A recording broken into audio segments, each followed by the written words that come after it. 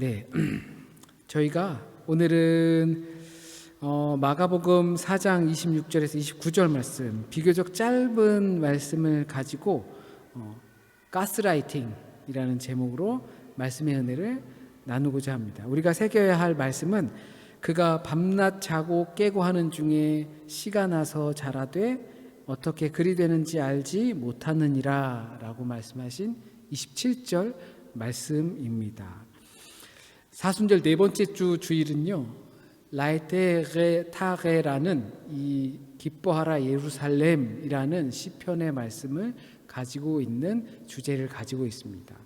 씨를 뿌렸는데 그 뿌리는 내용을 보면서 이 사순절 네 번째 주를 기억할 때 기뻐하라 예루살렘, 저와 여러분이 기뻐할 수 있는 주가 되었으면 좋겠습니다. 제목이 비교적 조금 자극적이죠. 가스라이팅.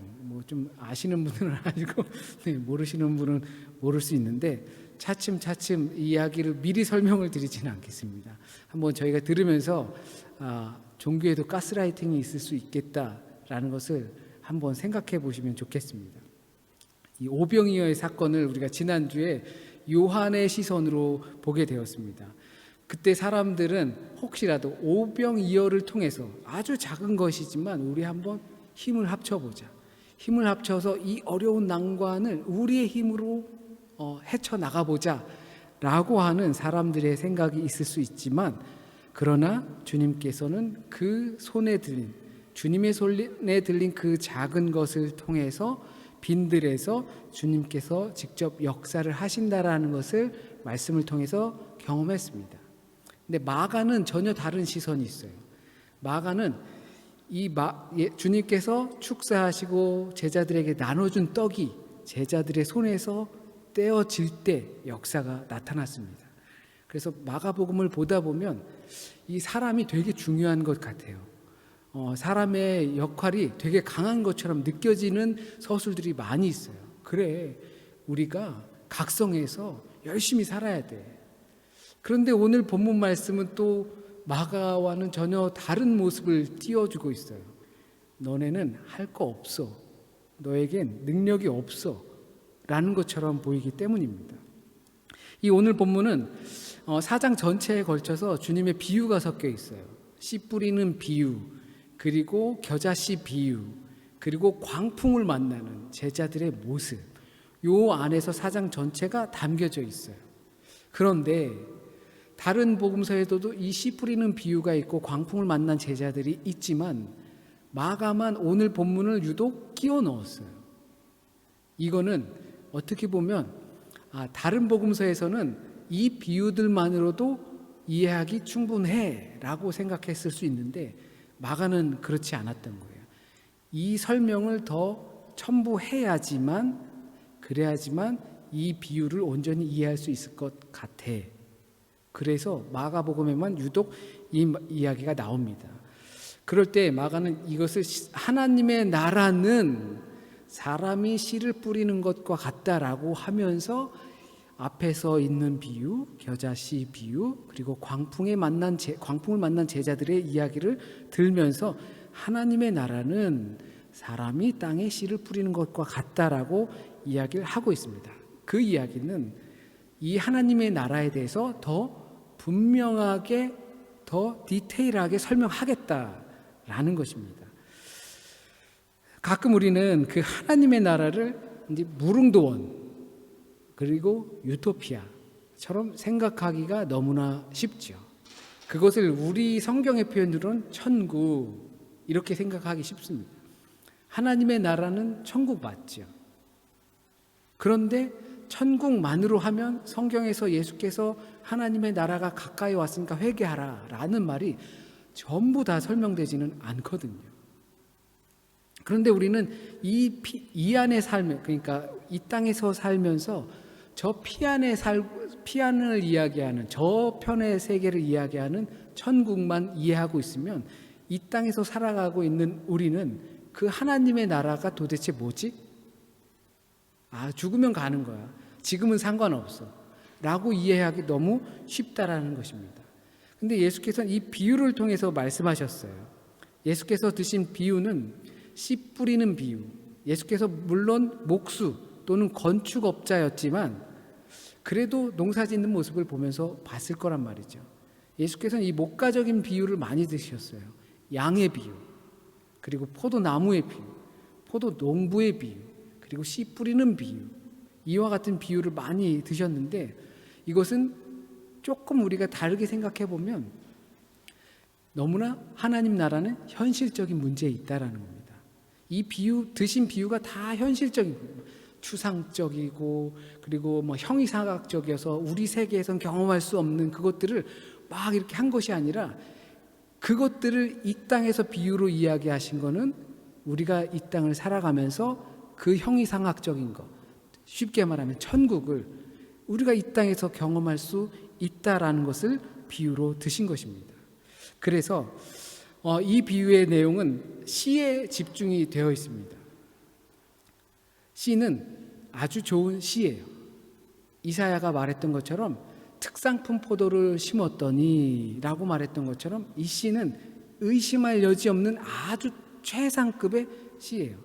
저희가 지난 부활절 때 토마토 이렇게 씨를 해서 조그만 화분들을 드렸잖아요. 그랬는데 종종 안 나오는 씨앗들이 있어요. 그 씨들 중에 그런 씨앗들이 있어요. 농사 지을 때도 그래서 이제 한 군데에 모종을 할 때 한 세 알 정도 이렇게 씨를 놓잖아요. 그 중에 하나 걸리라고 하는 거거든요. 안 나올 수도 있기 때문에. 그런데 여기에서는 주님께서 뿌리는 그 씨는 하나님의 말씀이기 때문에 의심할 여지 없어요. 무조건 좋은 땅에 심기면 열매를 맺게 되어 있는 것입니다. 그런데 뿌리다 보니까 우리가 전에 비유들을 4장 초반절에 비유를 보니까 여러 가지 밭들이 나와요. 가시밭, 돌밭, 길가, 그리고 좋은 밭 이렇게 나옵니다. 예수께서 이와 같은 현실적인 비유를 자주 드시는 것은 꼭 하나님 나라를 이 땅의 현상 속에서 설명하시는 겁니다. 멀리 있는 천국이 아니라 눈으로 보고 듣고 하는 데서 발견하게끔 하시는 겁니다. 그래서 들을 귀가 있는 사람들은 이 땅에서 천국의 소리를 들을 수가 있어요. 볼 수 있는 눈이 있는 사람들은 이 땅에서 구원자를 볼 수 있게 되는 것입니다. 누구나가 하는 그 보통의 임무 속에서 우리는 하나님 나라를 발견할 수 있게 되는 것입니다. 우리에게 맡겨진 과업을 할 때에도 내가 당연히 해야 할 설거지며 밥하는 거며 친구들을 위로하는 거며 아주 사소한 것들 속에서도 바로 그 하나님 나라를 경험할 수 있게 된다는 것입니다. 하나님이 나와 함께 하신다면 말이죠. 그것이 내게 들리고 보인다면 그것은 할 수 있는 것입니다. 그것이 바로 예수께서 현실적인 비유를 들면서 하나님의 나라를 설명하신 이유입니다. 유토피아, 무릉도원, 천국 그것만이 아니라 바로 그 현실 안에서 우리는 찾을 수 있습니다. 그런데 오해하기 쉬운 것이 있습니다.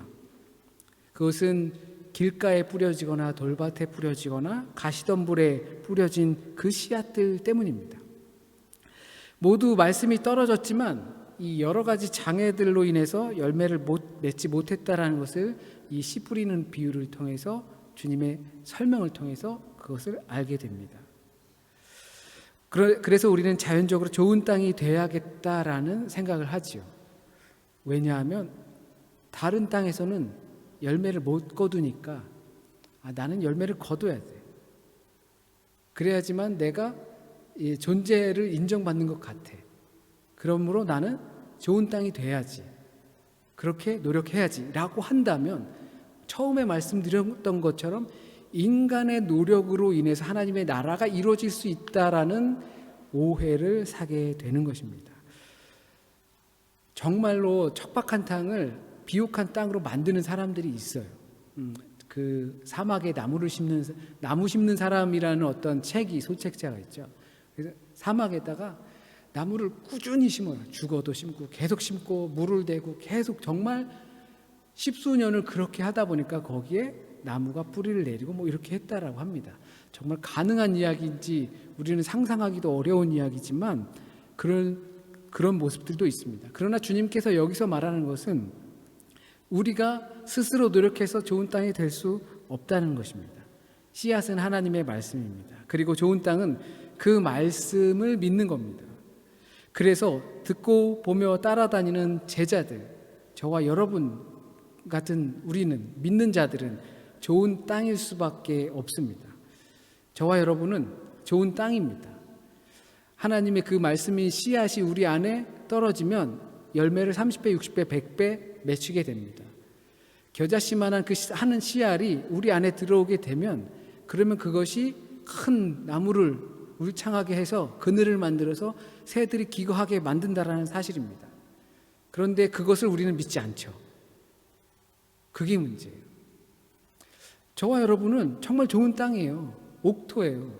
하나님의 말씀에 씨앗이 떨어지면 열매를 맺을 수밖에 없어요. 안 맺을래야 안 맺을 수 없는 그런 좋은 땅이에요. 그런데 우리가 그것을 사실을 믿기가 어려워한다라는 것입니다. 그것이 나는 좋은 땅으로 일구어야 한다라는 오해로부터 오는 거예요. 우리 이렇게 묻곤 하죠. 믿음이 좋으십니까? 이렇게. 뭐 그냥 그럭저럭 해요. 그러면은 믿음이 없으십니까? 사악하십니까? 또 그건 또 내가 아니거든요. 하고 믿어온 가닥에 있고 세례도 받고 계속 신앙생활 해야 하는데 질문 자체가 잘못됐죠. 믿음이 좋습니까? 아닙니까? 여기에 빠지기 때문에 우리가 자꾸 완성된 믿음에 그것만이 믿음이라고 생각하는 것이죠. 종점에 이를 수 있는 믿음, 그것만이, 영화로운 믿음만이 우리가 믿음이라고 생각하기 때문에 우리에게 믿음이 없다라고 착각하기 쉽거나 또는 좋은 믿음이 아니다라고 착각하기 쉽게 된다는 것입니다. 이 씨앗의 비유에서도 바로 그렇게 나옵니다. 우리는 예수께서 믿음이 작은 자여라고 하면서 꾸짖는 모습들을 보게 돼요. 그것은 믿음이 적다, 나쁘다, 좋다 이렇게 하는 것이 아니라 믿음이 없다라는 표현을 그렇게 하신 것입니다. 그 대표적인 것이 바로 마태복음 4장 마지막 부분에 나오는 광풍의 비유입니다. 광풍에서 제자들이 광풍을 만나서 배에서 무서워하니까 믿음이 작은 자요, 왜 두려워하느냐, 주님께서 이렇게 말씀하십니다. 이것을 바로 이 씨 뿌리는 비유와 그리고 오늘 본문과 비교해 보면 왜 믿음이 없니? 왜 의심하니? 왜 염려하고 두려워하니? 이것을 하나로 엮을 수가 있게 됩니다. 믿음이 없는 것은 의심과 두려움과 염려 때문에 그렇게 되는 것입니다.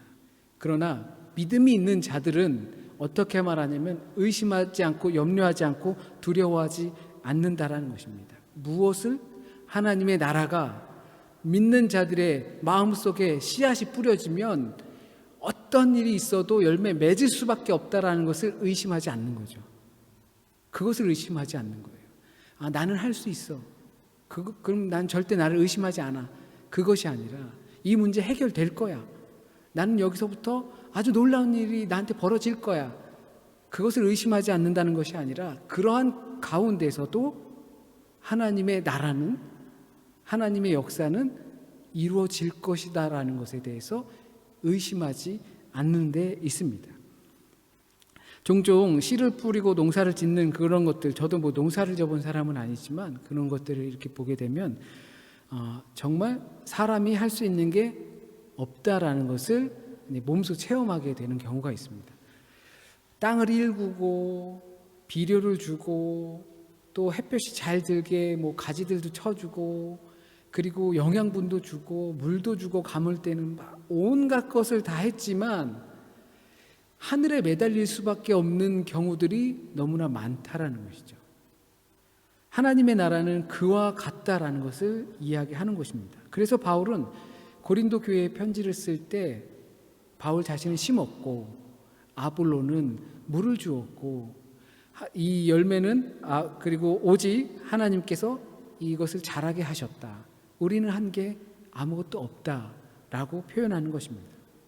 결국 예수의 이 비유에서는 그 씨앗 안에 힘과 능력이 있다라는 겁니다. 그 씨앗은 생명이고 그 생명 자체만으로도 생명의 능력이 있기 때문에, 말씀의 능력이 있기 때문에 믿는 자들의 마음 속에서는 생명으로 필 수밖에 없다라는 것입니다. 하나님의 나라는 우리와 상관없이 그냥 그렇게 가만히 있으면 성장한다는 것이 아니라, 너희는 할 것이 없고 아는 바도 없고 너희 힘으로 될 수 있는 바가 없으니까 그냥 방치해 두면 돼 라는 것이 아니라, 씨와 땅이 가지고 있는 그 생명력이 스스로 열매를 맺게 된다는 사실을 의심하지 말라는 것입니다. 이게 믿음이죠. 아무것도 하지 않는 듯 하면서도 무언가를 하고 있는 겁니다. 우리의 불안한 마음, 내가 이렇게 믿어도 될까? 이렇게 믿으면 결국이 어떻게 될까? 라고 할 때 우리가 그 믿는 것이 이 세상을 지으시고 섭리하시며 하나님의 언약과 약속 가운데서 예수 그리스도를 우리의 구원자로 보내주시고 그의 부활하심을 통하여서 우리도 함께 그와 부활하신다는 이 사실을 믿는 믿음, 나는 잘 될 거야 뭐 이런 믿음 아니에요. 이 믿음이 있는 자들에겐 내 일이 잘 되지 않아도 그 안에 하나님의 말씀의 씨앗이 떨어지면 하나님의 나라는 역사하게 된다라는 것입니다. 아무것도 하지 않은 듯 하면서도 무언가를 하게 되는 것입니다. 요한이 오병이어를 바라본 관점으로 본다면 주님의 손에 그것을 맡겨드리는 겁니다. 여전히 우리의 손에서 해결하고자 하는 그 마음을 주님의 손에 넘겨드리는 것입니다. 우리는 열심히 살지 않으면, 성과를 내지 못하면 인정받지 못할 것 같다라는, 내가 가시덤불길이 된 건 아닐까? 내가 돌짝밭이 된 건 아닐까? 내가 길가 인생이기 때문에 나한테서 좋은 일이 나타나지 않는 건 아닐까? 하나님의 축복이 그래서 나에게 없는 것은 아닐까? 라고 생각하는 그 시선, 거기서부터 우리는 그것을 하나님께 돌려드려야 한다는 것입니다. 이 어려운 마음을 우리는 어떻게 표현해야 할까요? 무엇을 해야 할까요? 만약 씨가 뿌려졌다면 우리가 할 수 있는 것은 기대하는 마음이라는 것입니다. 그 농부의 마음이 어땠을까요? 씨를 뿌린 사람의 마음이 어땠을까요? 뿌려놓고서 그냥 밤낮 자고 깨고 하는 것밖에 없었는데 그 농부의 마음이 어땠을까요? 기대했겠죠. 그렇다고 자기가 할 거를 하진 않고 그냥 뭐 잠만 자고 먹고 놀고 한 것이 아니겠죠. 당연히 자기가 해야 할 것, 물을 주고 또는 때를 따라서 비료도 주고 이렇게 하는 일들을 당연히 했습니다. 그러나 아무것도 하지 않고 알지도 못한다는 것은 온전히 그 섭리가 하나님께 달려있기 때문에 그런 것이죠.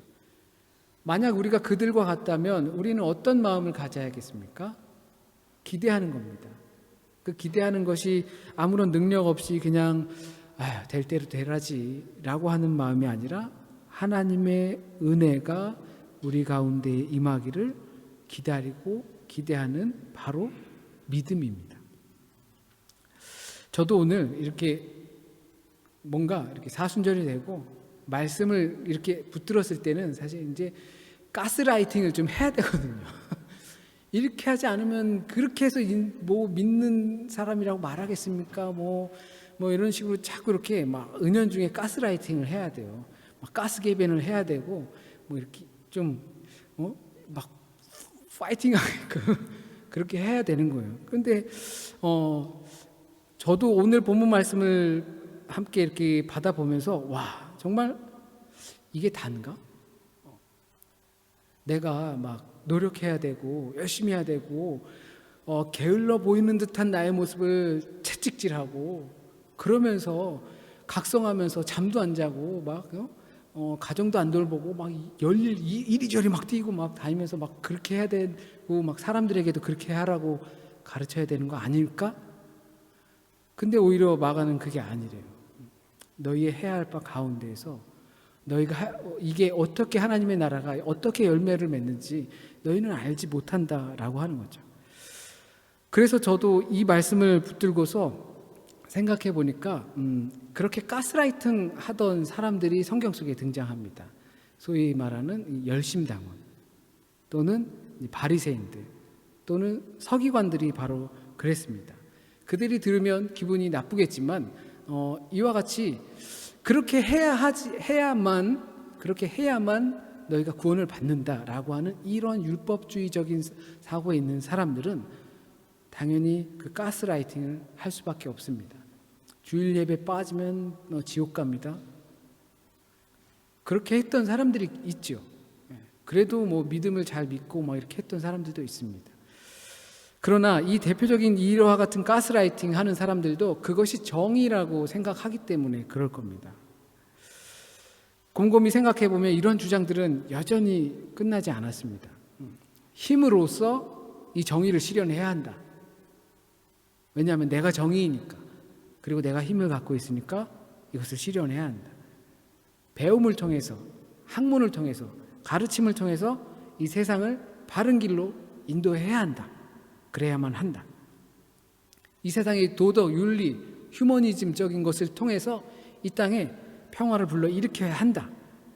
이렇게 주장하며 우리의 세상을 바꿔보자고 노력하는 사람들이 있습니다. 다들 자신이 옳다고 생각하는 그 정의 안에서 그렇게 주장하고, 때로는 그것들이 조금만 삐뚤어지면 가스라이팅이 되는 것입니다. 선거철에 제일 잘 드러났죠. 선거, 요번에 우리 대통령이 새로 선출됐지만 서로 자기가 하는 것이 맞다고 가스라이팅을 합니다. 그런데 그것으로 세상이 바뀔 수 있다라고 믿느냐? 그렇지 않아요. 그냥 내 편이 됐으면 좋겠다라는 것밖에 없습니다. 우리는 이 하나님의 나라가 자라나는 비법을 알지 못합니다. 그러나 우리는 기대합니다. 우리의 믿음 밭에 하나님의 말씀이 떨어지고 거기에 대한 우리가 의심 없을 때 우리를 통하여서 하나님의 나라가 확장되고 성장해 나가기를 기대합니다. 그 은총을 바랄 수밖에 없는 것이 인간입니다. 어떠한 노력으로도 그것이 나타나지 못한다는 것이죠. 우리가 노력해서 하나님 나라 가깝게는 갈 수 있을지 모르겠어요. 비슷하게는 갈 수 있을지 모르겠지만, 어떤 모형을 가질 수 있을지 모르겠지만 그것이 하나님의 나라는 아니라는 사실입니다. 유토피아죠. 없는 거예요. 유토피아는 없어요. 우리가 이제 봄이 돼서 이렇게 새소리도 들리고, 그리고 예쁜 꽃도 피고, 그리고 날씨가 좋으니까 산책하기도 좋고 이렇게 돼요. 그런데 우리가 봄이 오게끔 노력할 수 있는가라는 걸 생각해 보면 봄이 오게끔 할 수 있는 능력은 우리에게 전혀 없어요. 아, 꽃이 보고 싶은데 라고 한다고 해서 꽃을 피워내고 만들어낼 수 있는 방법은 사실상 없어요. 뭐 온실을 하고 하여튼 뭐 그런 여러 가지 방법들이 있지만 자연적으로 따질 때는 우리는 없어요. 꽃이 피고 새들이 운다고 봄이 오는 것이 아니라, 봄이 오니까 자연적으로 꽃이 피고, 또 꽃이 피니까 새들이 찾아오고 지저귀고, 그래서 그것들을 사람들이 아, 봄이 왔다라고 느끼게끔 한다라는 것입니다. 이 땅에 평화를 이루기 위해서 수많은 사람들이 노력을 했습니다. 목숨을 걸고 노력을 했어요. 그러나 이 땅에 여전히 온전한 평화는 오지 않았어요. 마치 봄이 오는 것과 같다고 생각합니다. 그렇다고 해서 우리가 아무것도 안 하고 그냥 막연하게 기다린다라는 것은 아니라는 거 충분히 이해하실 줄 믿습니다. 우리는 봄을 맞이하기 위해서 어떠한 노력을 할 수 있지만 우리의 노력 때문에 봄이 오고 평화가 찾아온다는 것은 아니라는 사실을 분명히 알아야 합니다. 봄이 오니 새가 울고 꽃이 피고 우리의 수고가 헛되지 않음을 알게 되는 것입니다. 두려움 없는 믿음으로 기대할 때 그 나라는 우리 안에서 확장되어 갑니다. 하나님의 주도적인 그 하나님 나라를 믿음으로 기대하고 바라는 저와 여러분이 되길 바랍니다. 그 가운데서 하나님의 역사하심을 경험하셔서 기뻐할 수 있는 저와 여러분이 되길 진심으로 소원합니다. 우리 함께 성만찬에 참여하도록 하겠습니다.